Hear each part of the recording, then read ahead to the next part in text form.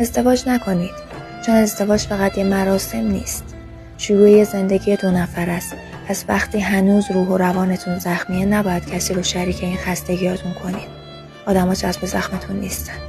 بچه دار نشید اگه فکر میکنید بچه داشتن فقط خرید لباسای کوچیک و تولد و تولید محتوا و عکسای قشنگه.